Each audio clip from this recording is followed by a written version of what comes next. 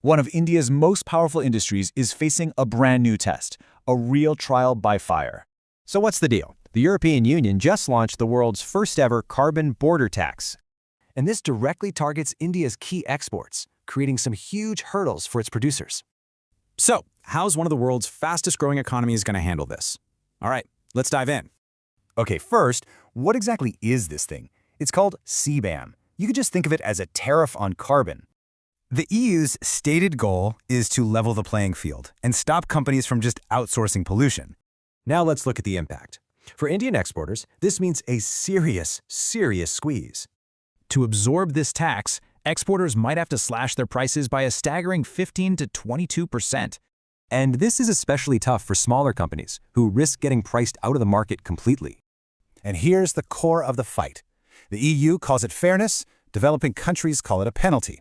India's position is crystal clear, calling it a protectionist move, a straight-up trade barrier.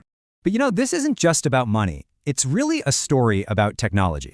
The problem really comes down to how steel is made, India's traditional way versus a cleaner one. And wow, just look at this chart. That emissions gap is massive, a huge disadvantage for India.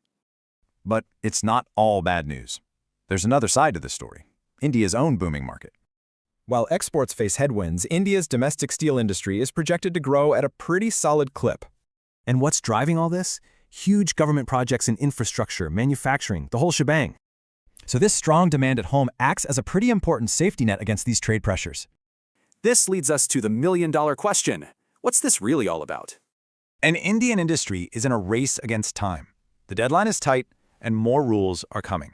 And yet, for all this trouble, a UN study says CBAM's actual climate impact is basically a rounding error. So what's the path forward? Ideas include data agreements, reinvesting the money, and new green partnerships. Which leaves us with this final question.